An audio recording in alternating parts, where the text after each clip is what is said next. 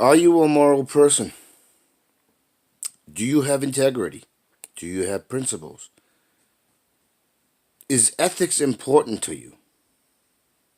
Is the good of all important to you? Is compassion important to you? Is your religious beliefs, the good parts of religious belief, are they important to you? Do they really matter? If all of this I just stated, and you say you believe it, and then you say that you stand for this, then what's taking place and what has been taking place for thousands of years against us collectively and also against those who are often overlooked in the collective. In the When we talk about life, we cannot talk about just human life. We must talk about life itself. Because the lives of animals, the lives of the ecosystem is a moral obligation, is an ethical obligation. And for us to stand for it, we must not only speak out, but we must condemn it in strong, no way to interpret it otherwise. We must call our representatives. We must state to them in no uncertain terms that their belligerent, aggressive, hidden, skewed words and their actions must have the paradigm of the good of all, and that it is unacceptable otherwise. We must also talk in forceful ways to our media, to our school boards, to our teachers, to our meaning educators. We must talk to our community leaders. We must talk to ourselves. And we must state it in both words and actions. There is no more time. Sides must be taken. You are either on the side of right or you are on the side of wrong. You will either speak out and take action or you will just go along. Because going along breaks your code, breaks that morality, breaks that ethical, breaks that principle, breaks everything that you stand for, that you say you stand for. We must stand for it. We must be vocal. We must be active. We must be judgmental. Because judgment must be in justice. You either stand in judgment of justice or you stand in judgment of injustice. You must stand for equality or inequality. Judgment of equality or inequality. There is no moderation. There is no compromise. You are either stating that you stand for the golden rule, for the good, or you are not. Silence is not an action. It is an abdication. You are throwing the very obligation that your code of ethics and standards and principles you state you have. And I use the you because I am talking about you. I know my standards. I know my ethics. I know my morality. And I condemn. And I stand in judgment of your lack. That makes you complicit. Yes, I stand in judgment. I question your principles, your actions, your morality, your ethics. Don't get me wrong, I am not perfect. Don't get me wrong that I stand in my own judgment of my own imperfections. And I call out myself for these constantly, which is why I constantly berate myself. But I continuously work to correct my own deficiencies. And that is tough. But first you have to be honest with yourself. Because when you're not honest with yourself, you do not stand for your code.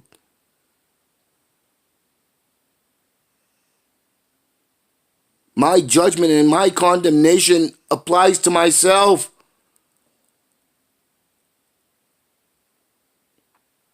You cannot say you love humanity. You cannot say you love the world when you cannot and will not stand up for it.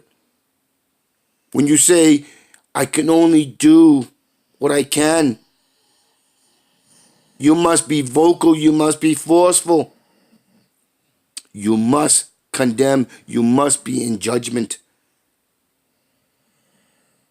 Because by doing that, you are judging yourself. And you are judging yourself to say, I stand on the right.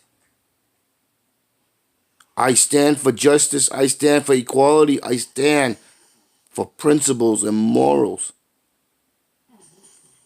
And I will take action. It says that when you hear of injustice, when you hear of inequality, when you hear of bigotry and hypocrisy, you understand that it is not just being bigoted and hypocritical of others who are living the effects of it. You understand that that is an attack. That is an attack on you and thereby extension the world. That it affects you personally. That it destabilizes and robs us of the peace, prosperity, evolution. What you are saying is, I am against peace because you are staying silent. There cannot be a silent majority. There cannot be a silent minority. There cannot be silence. Silence is an abdication of your obligation. It is a betrayal of self. It is nihilistic. It is suicide. Silence says that all the nice words that you use, that you love your family, you love your wife, you love your children, you love your grandparents, your aunts or uncles, you love your animals, you love the natural world. You don't, because when you make the excuse that I can only do what I can, because you can do more, we can do more. We can be vocal. We can say in no uncertain terms what we stand for and what we will accept and what we will tolerate. Tolerance of the intolerable is silence. It is an abdication. It is a condemnation against us, against you, against the world. It is against life. It is against peace, prosperity, in its very narrow scope, is not life. Having a job, having a house, having food and shelter and heat and air conditioning, of having a car or a cell phone, those are narrow. Those are inhibiting. It inhibits us from growing and evolving. If your aspirations are that narrow, if your concept of what it is to be human and being able to evolve means that you are not striving for peace, that you are not looking to love, that you lack compassion, that you lack empathy, true compassion, true empathy. It is all interconnected. You know, many of you are thinking, oh, what? You want us to go around just stabbing and shooting and killing everybody? No. But that's what I'm talking about. True aspirations, true growth, true prosperity comes in thinking with clarity, in striving for perfection, because perfection leads to peace. Perfection gives us a wider view of what prosperity should be and can be. I don't want simple necessities. I don't want just to sustain, because sustaining is just static. There is no evolution. There is no moment of and clarity.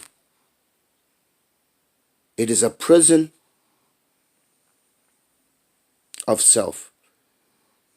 And when the wider community cannot see that, we act like prison guards for ourselves and thereby our communities. What I want for aspirations and prosperity, I aspire to create new avenues. I aspire to dream, to be, explore and find new things to learn and understand, broaden myself, evolve myself. wake myself to reach for that perfection, because perfection is not impossible. It takes will. It takes will. It takes intellect. It takes understanding. But when the communal thinking, where we jail ourselves, is this mob mentality, then we do not have these aspirations. We do not have prosperity. We cut down our own dreams, and we put a static line on our aspirations. It dehumanizes us. It makes us incapable or less capable of compassion, true empathy. It restricts what we understand to be good and right. It is being moderate. It is being just blah.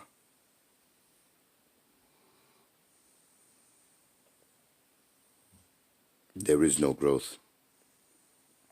We are not evolving. It is static.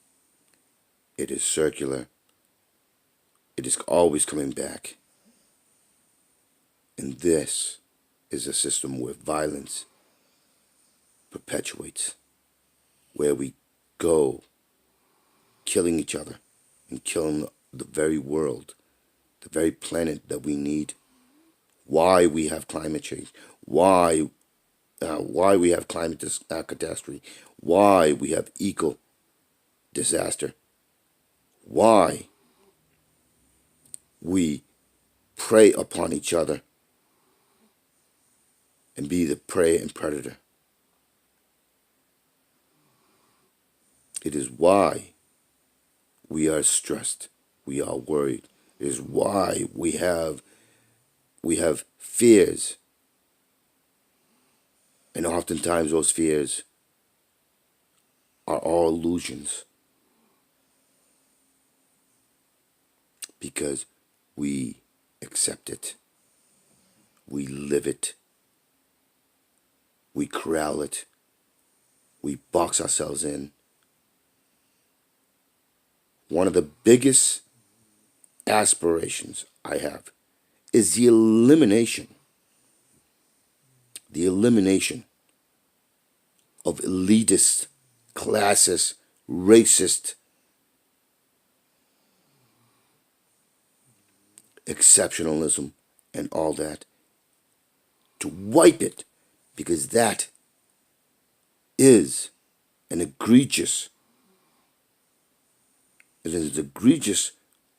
monstrous thing that is keeping us from actually living. We do not have lives. We have cages. Cages we have accepted. Cages that when you do not accept it, you can't get out of, because you're boxed in. We are our own prison guards. We are our own enslavers. This is why we have a rise in a level of ignorance, and a level of aspirations. This is why we have increasing suicides. Why there's an increase of mass shootings. Why we have a rising fascism is self-hate. Fascism is the true depression. Fascism is a nihilistic. Fascism is the absence of enlightened self-preservation. And fascism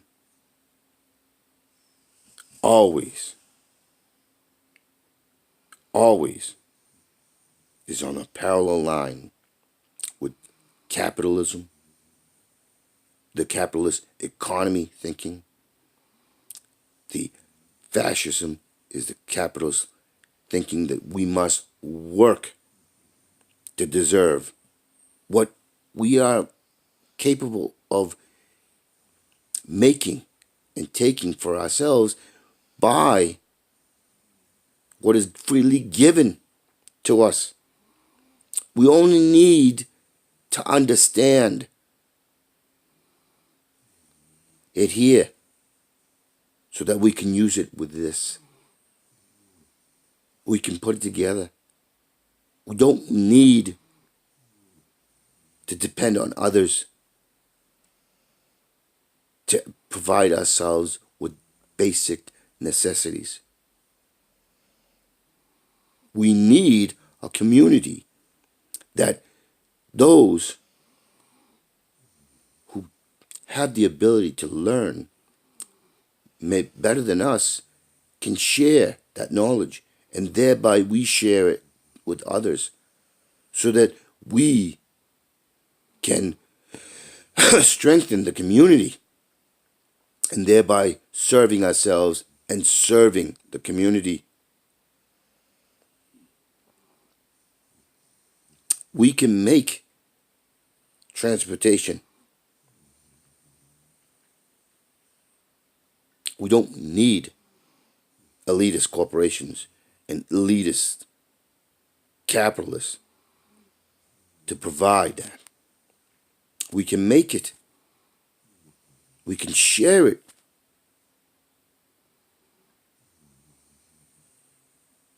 We don't need to get compensation, because we compensate by sharing our intellect, our skills, our abilities with each other, because that strengthens the community. That makes the community. We don't need others to defend us, because we should be learning how to defend ourselves. And when I say defense, I'm not talking about just physical. I'm talking about mental, emotional, spiritually. We can learn to look and know who the predator is, who the self-absorbed predator. Those are the criminals. We can learn how to stop predators from arising. We can share that knowledge with the community and strengthen the community. We are not tied down to being hunter-gatherers, and we not to being farmers and laborers. All these things that we call work, all these things that we say are good for us.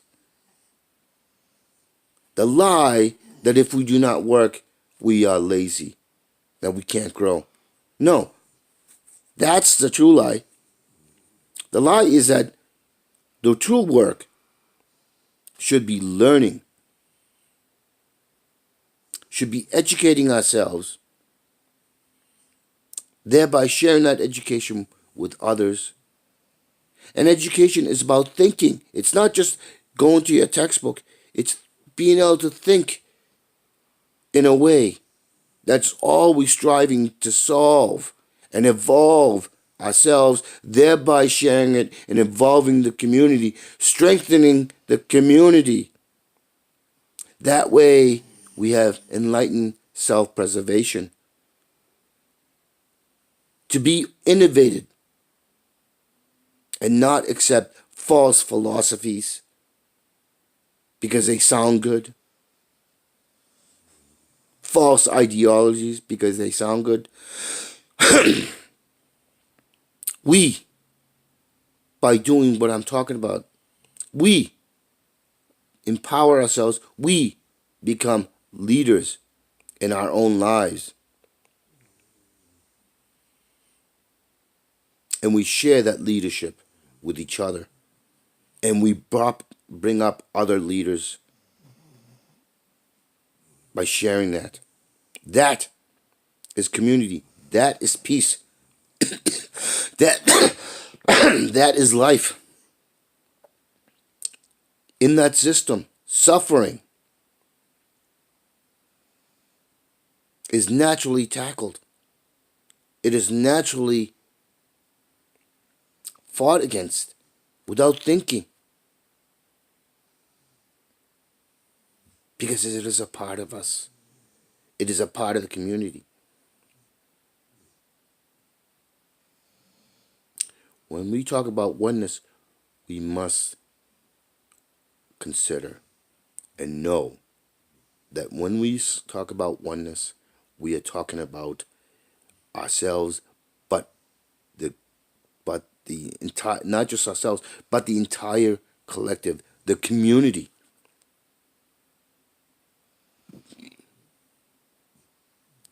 We must be on the same page, and that page must be that we are not giving out favors, we are preserving that oneness. We are not looking to get something in exchange, because we are preserving and we are growing and evolving the community, thereby serving the singular in that oneness, which is, in fact, the same. One and one. They don't, in this term, add up to two. One is one in this context. It is reaching for perfection. One equals one. That is perfection. Serve and be the servant. Lead and make leaders. One equals one. That is perfection. That is peace. That is prosperity. That is evolution. We can have it all under there, because we will never accept not growing. We will always evolve. Our technology will always go forward, because we are human. Because we want to learn. We want to explore. We want to grow. And we do not need others to say that we have to, because we all naturally want to. We all want that endorphin rush that's created when we do something that makes us happy, that makes us grow. When we have that epiphany moment, when we do something that we know is good for ourselves. All the others is in a system where we have 1 + 1 = 2.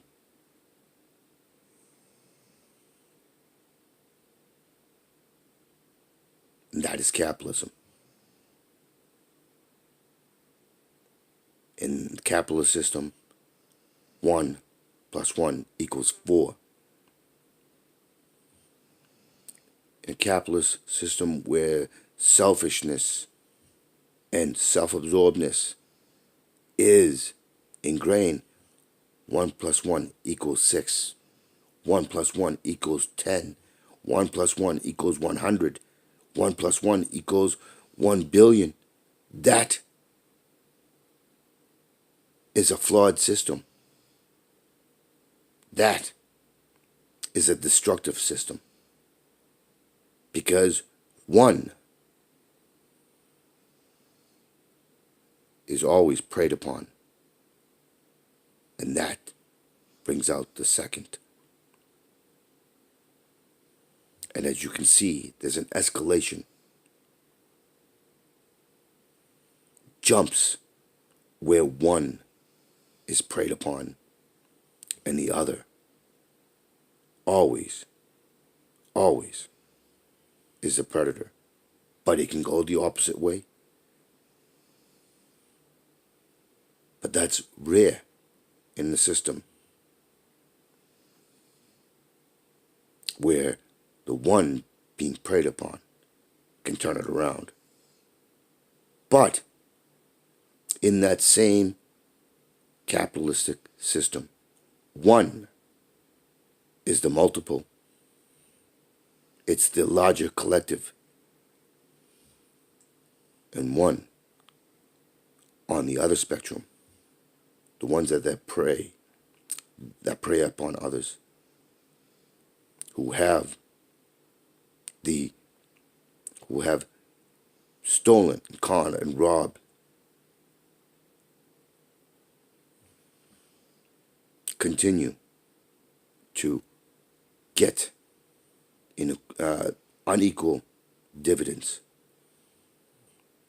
It's a rare case, as I said, of those on the multiplicity of one in a singular getting upper hand on the one that preys upon the collective. But oneness in the collective has the real power, because that comes down to sheer mathematics. And mathematics is that the one who has the vast minority, but it takes the vast resources from the mass majority. That in itself should point the insanity of the system. I'm sorry. Well, hopefully you understand what I was just getting at the end.